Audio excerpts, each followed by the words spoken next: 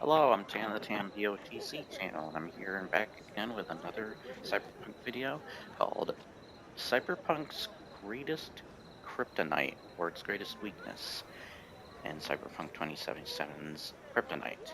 So, I think its greatest Kryptonite, and I've seen this talked about on Reddit, though I don't think it's as widely talked about, of course, but interactivity in Cyberpunk 2077.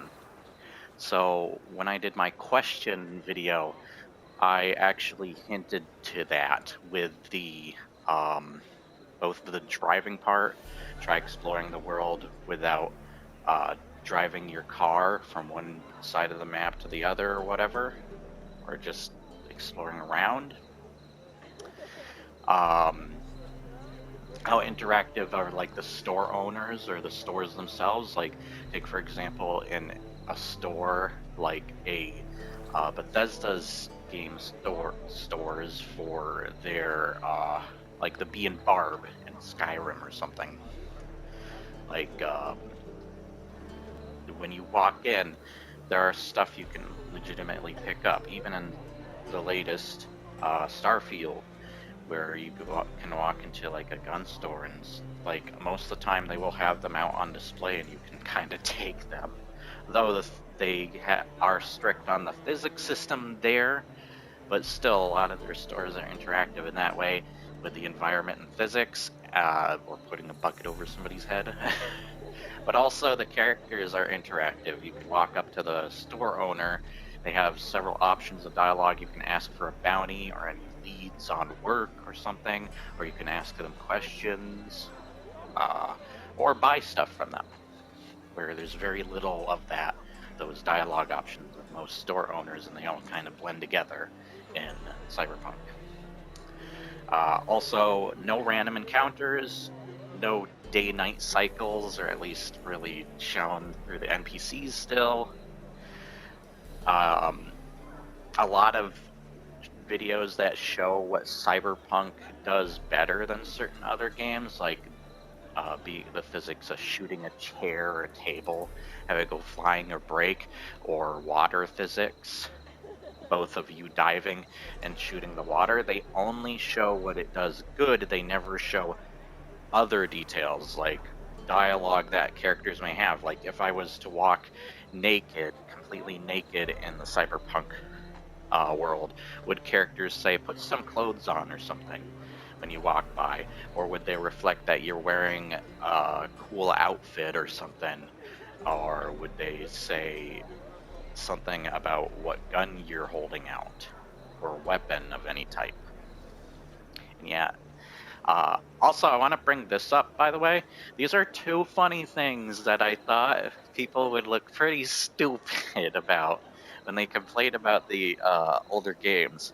So, you know how people hated NPCs getting in the way of doorways and like Fallout and Skyrim and all that? I think Fast Go is the only one that would get in my way, but I haven't noticed them getting in your way that much. They program them, I guess, a little differently, but I haven't had that problem much in Starfield. But that's not to say it doesn't happen. Did you know you have your like second dialogue option or whatever for most NPCs is I want you to do something. You click that, and then you point somewhere to where you want them to go, and they will move the frick out of your way. Second, stealth. People talk trash about the stealth and say something like Starfield. Did you know you can go into third-person mode so that you can look around corners without having to peek around the corner using your first-person mode character?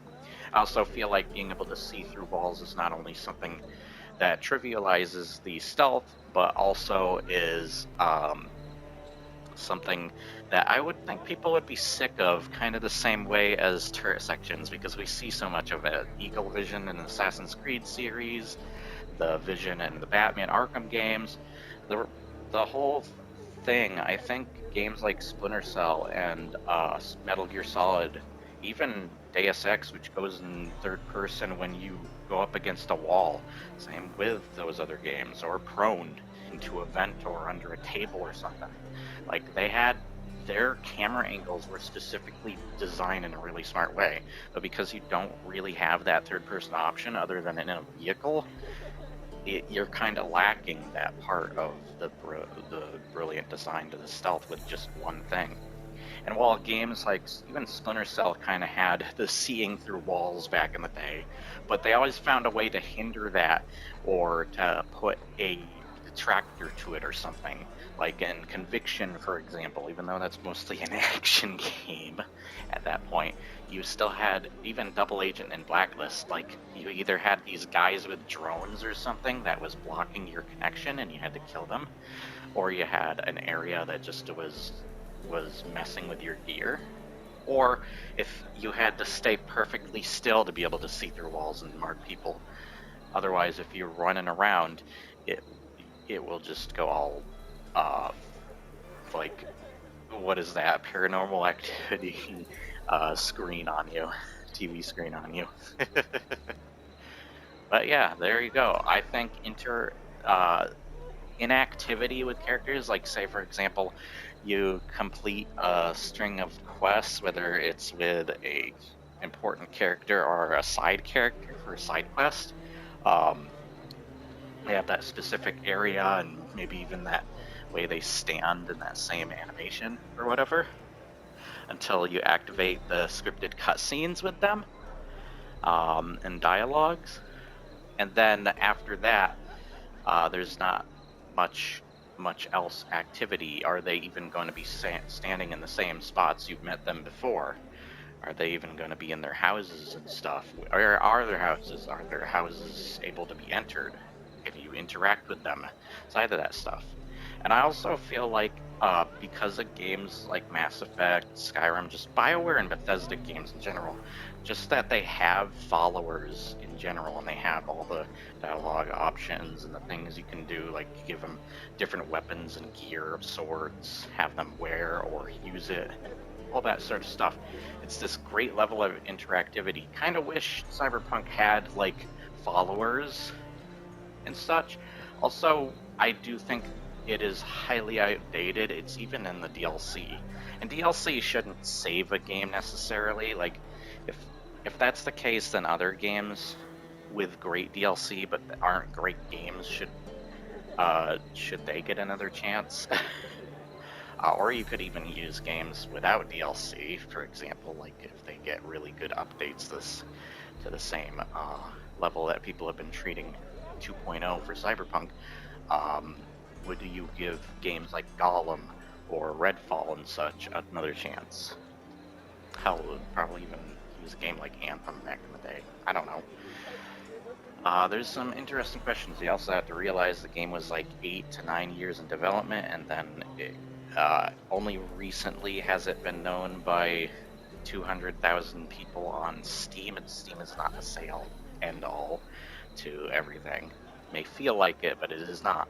There are other places to rate and review and talk about video games amongst people, and that is out of the at the time 800,000 people, where there's only like 100 something thousand now playing. So it's still not nearly to the size that it was before. And then also there's just a lot of interesting things to think about. But also think it's only been known as really cool right now because of its update for like a week or so, where it had 3 years of being uncool because of all the mess it came out to be and how many people were disappointed and upset with it, believably so. And and I find it ironic, the situation where Cyberpunk fans use the whole review bombing situation and such as kind of a scapegoat to talk about, to bring attention to Cyberpunk and then to also hate on Starfield at the time.